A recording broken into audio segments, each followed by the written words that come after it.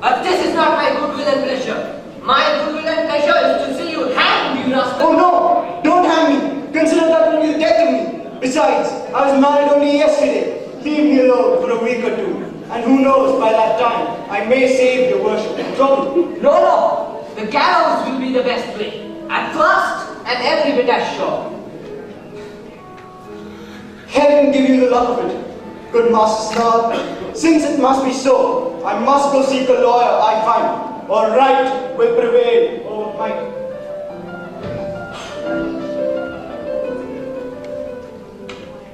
Good morning to you, Mr. Snarl. Oh, what? Neighbor Greg, work on him? No, Lizard, the neighbor's cat. I have no business with him at present, that I know of. I called on you to settle a little account. I have no account to settle with anybody. There's a small balance of £50. I know nothing at all about it. I don't owe any man a farthing in this world. I wish I could say the same for myself. Why, looking over my father's accounts, I see he stands indebted to you £50. And I, as an honest man, am come to pay. £50? How do you do, good neighbor Scout? How do you do? I'm very glad to see you. How do you do, Mr. Snarl? Yes, very well indeed. I think you live in a village here. Yes, sir, I do. Pray, be seated. By no means. I fear I disturb you. No, not at all. Pray, be seated. I insist upon it. Sir, if everybody was of my principle, I should be a deal richer than I am. I cannot branch being anybody's yet. Egad, the generality of people bear it very well. Very true, sir. Very true. So, when would you like to receive this money? Why, when you please, but no time like the present. What do you think of 3 o'clock this afternoon? A very good time this. And egad, it happens very lucky. I've got a very fine goose sent me by line from Norfolk. And you shall come and dine with me. Are you fond of goose? Very. It is my favorite dish. That is very lucky. I think you do a deal of business here, more than all the rest of the trade around the country. Pretty well. I can't complain. And Mrs. Scout will dress the goose by a valuable recipe left her by her great uncle, Alderman Dumpling. Do you like sage and onion? Very much indeed. You should have it so. Why? You have such an engaging way with you that people take more pleasure in paying you money than in receiving it from others. Ah, sir, you flatter me. Not at all. Egad, now recollect, I promised Mrs. Scout you should have my custom. And I don't care if it is a coat to begin with. Pray, sir, look upon my patterns. Here's a variety of colors.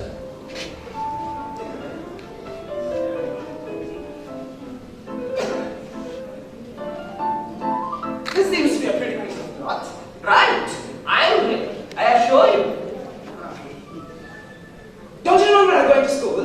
What, along with the old iron fist? The same. You was reckoned the prettiest boy in the whole school.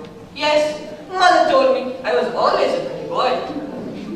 This cloth seems very smooth and fine. Right. Spanish wood, I assure you. Now let me send a quantity to your house. Stop. Pay as you go. Pay as you go. That is always my maxim. And a very good maxim this. I only wish my customers made use of the same. Don't you remember the tricks you used to play the curate? Yes, very well. Aye, you was always full of mischief. What is this cloth you had? Why, to anybody else it's 19 shillings and 6 pounds, but... And now you are going to favor me. No, not at all. Unless you're a particular friend, I'll give you this for 90. And well, luckily, here's the quantity cut off. That is very lucky. I'll take it home with me. By no means, my boy. Now, why would you take the poor boy from his work? I don't mind carrying it myself. But let me measure it. Perhaps there might be some mistake. No mistake. You think I doubt your word? But the price... Nah, never mind that. I'll leave it entirely to you. Don't forget the goose. You'll be sure to be there time after time before you receive your money. Well, good morning. Don't forget. Dear, but he's carried off my cloth. But he'll pay. Oh, yes, he'll pay. For he must be a very honest man. Or he would not have told me about the 50 pounds that his father had owed me. And also invites me to dine off the goose in the bargain. I'm sorry I cheated him in the cloth, but no matter. This is the way I got all my money. Mrs. Snarl was determined to get Sheepface hanged, so Sheepface's wife, Kate, advised him to go to her master to stand a lawyer for him.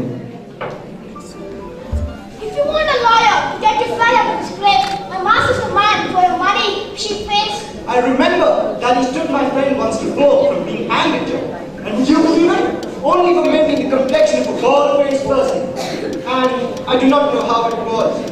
I have such a treacherous memory that somehow I forgot to pay him. Oh, never mind. He won't remember that. But be careful not to tell him your master's name. I know you will not be concerned, Mr. Nat, for the world. No, I'll not tell you my master's name. Just my master, and he'll think the rich farmer I formerly lived with. Well then, that will do. But when he comes, I'll go in. Egad, I think I have made a good morning's work. This cloth will enable me to make a gentle appearance. Who have you got here? Sure, I should know that face. Haki! Didn't I save you and your brother from being hanged some time ago at York? Yes, And by the same rule, I think one of you forgot to pay me. that was brother. One of you got clear off, and the other died soon after, in prison. That was not I. No, I see it was not. For all that, I was sicker than my brother. But I'm come to ask your worship to stand my friend against let's just say, his worship, my good master. What? The rich farmer that lives here in the neighborhood? Yes, he lives in the neighborhood, sure enough. And if you should stand my friend, you should be paid to your heart's content. Aye, now you speak to the purpose. Come, you must tell me how it was.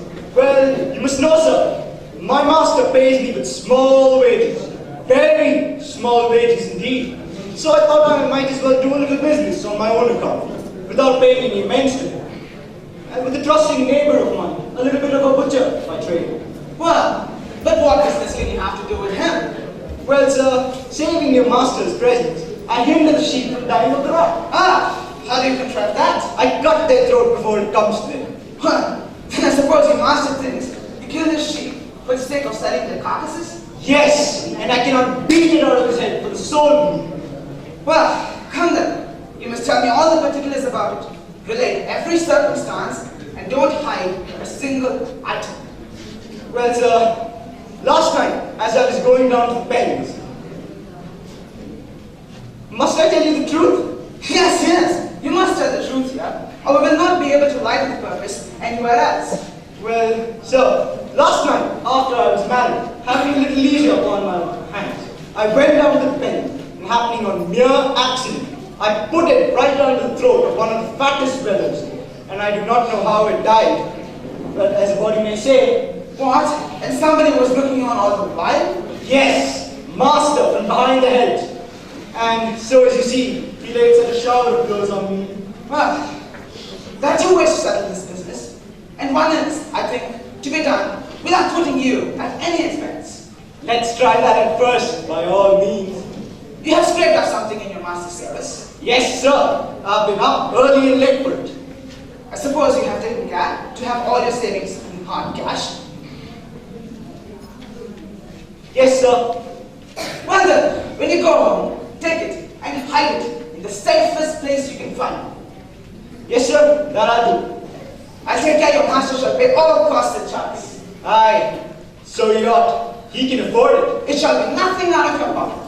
That's just as I would have it. He'll have all the trouble and all the expense of bringing you to trial, and then have the pleasure of seeing you hanged. Let's take the other way. Well, let me see. I suppose he'll take out a warrant against you and have you taken before Justice Mitimus. So I understand. I think the justice's credulity is easily imposed on. So, when you're ordered before him, answer nothing but imitate the voice of the man with the bleat after the ewes. You can speak that dialect. That's my mother tongue. Be sure you answer nothing but bah, bah. Aye, that will do very well. Be sure you stick to that. Yes, sir. Never fear I. What trouble the body has to keep one's own in this world. Mr. Snarl went to Mr. Scout's house hoping to get the 50 pounds and to enjoy the goose. He knocked at the door of the house. In the meanwhile, Mr. and Mrs. Scout had decided to pretend as though they did not know Mr. Snarl. Wife, come along. I think I hear Snarl on the door. Come to your place and mind your cue. Do not fear me. I warrant I shall make an excellent mess.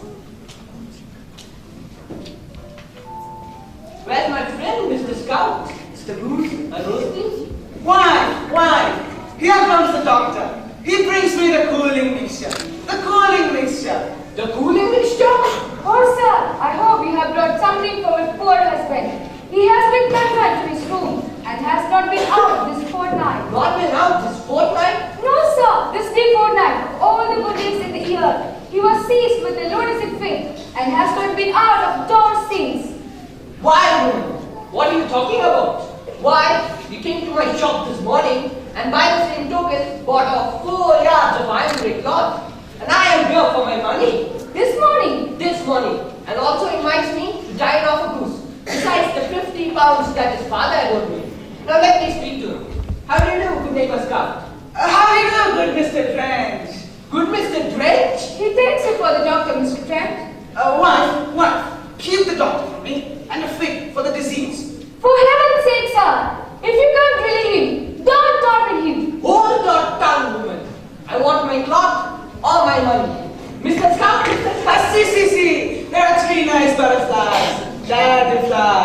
There they fly. There they fly. With bat wings. I have them. Tally-ho!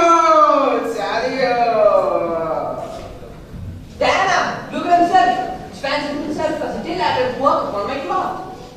Do pray, sir, leave him and don't torment him. I won't leave without my money. How do you do, good neighbor Scout? Oh, how do you do, good Mr. Snobs? There. He knows me. Oh, I'm so sorry, Mr. Snob. I have never called on you since I have come to live in this part of the country. Never called on me? Oh, the devil! I should never get my cloth again. Why, man? You came to my shop this morning and bought off 4 yards of ivory cloth. Now I'm here for my money. Besides the 50 pounds that your father had owed me. My lord and gentlemen of the jury, my client, Sir Hugh Witherington, charged defendant, Mr. Montgomery, against,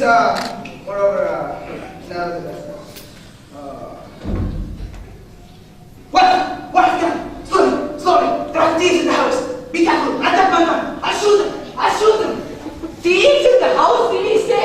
Who knows? In his mad tricks, he may shoot me for a thief. I should get out of here and not stay with the madman. Ah! Victoria!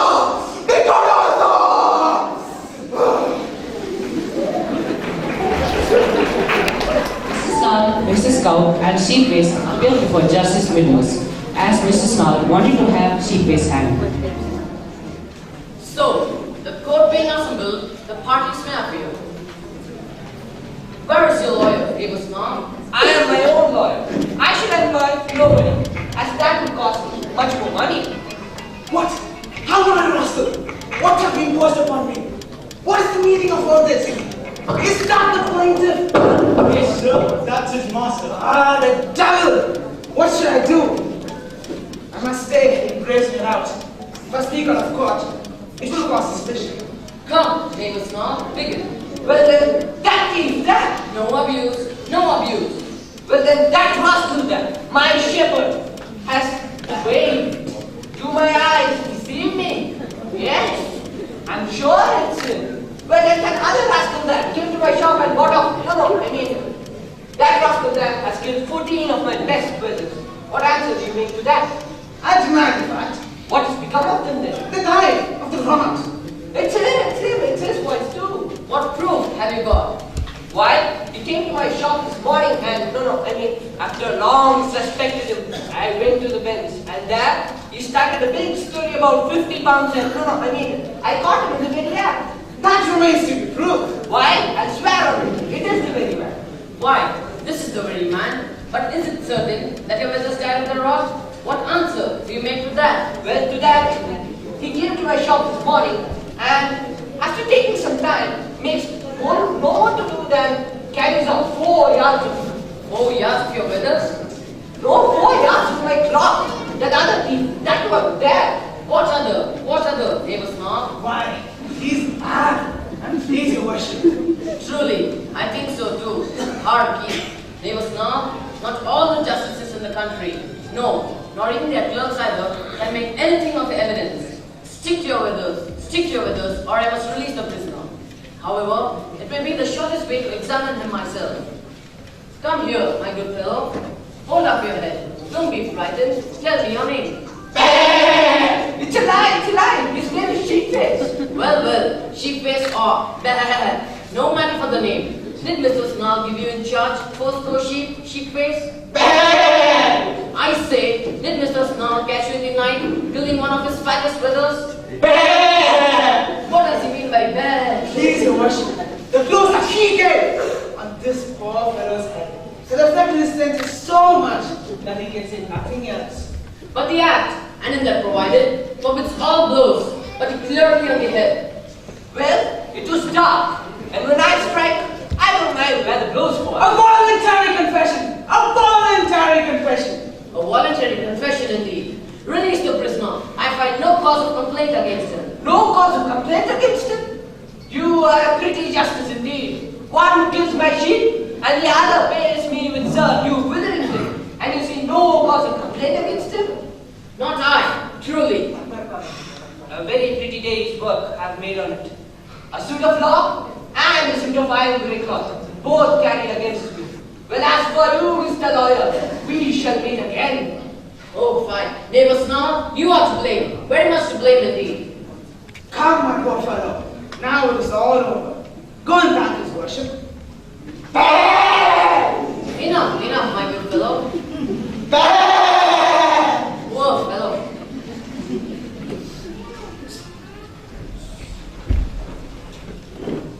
Bravo, my boy! You have acted your part admirably, and I think I have done very well to bring you off so cleverly. And now, as you are an honest man, you shall pay me as generously as you promised. Very well. You did that very well just now, but there's no occasion to have it over anymore. What's this? Am I being laughed at?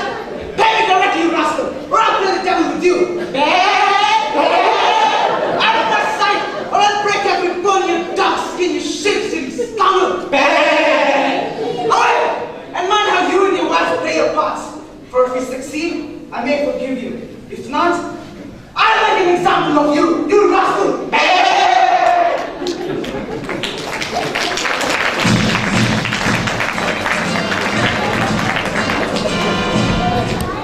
Charles wanted to marry Harry. He got Kate and Sheepface to help him. Kate and Sheepface played a trick on the justice, Mr. Scout and Mrs. Kate by telling a lie that Sheepface had died because of the blows.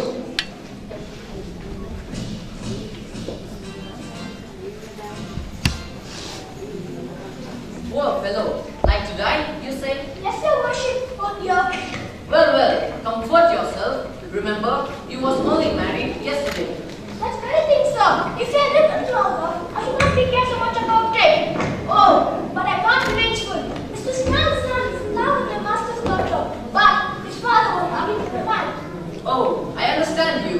So you'll hush up matters, provided he'll agree to the marriage? Well, what say you, neighbor Scout? Why, as you all seem willing to consent to the business, I don't have to stand out. And so, I agree to it. But, let me fill up the blanks of the bond and make him sign it. Or when all is over, he'll retract from his word. Well, do so. Here he comes. Go. So, neighbors, now, I find that the blows he gave the poor fellow on his head have occasioned his death. Oh, the devil! Do you mean to say that the blows I gave him last night caused his death? Do you mean to say that Sheepface is dead? But hardly, neighbor. I have got a proposal to make. I believe Sheepface's wife will hush up matters, provided you'll consent to the match between Charles and Harriet. Consent? Why, I suppose I must, in order to save myself from further expense. A pretty day's work I've made on it, truly. How do you do, good Mr. Snarl? I always cut my coat. According to my cloth, Come, sign.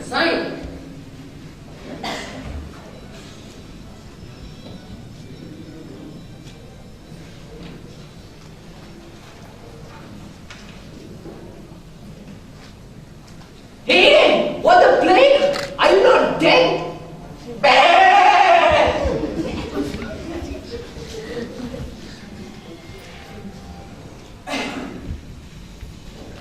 Now I would like to introduce Yahya Ismail Seth as Mr. Scout, Uttara Baby as Mrs. Scout, Bharat C as Sheepface,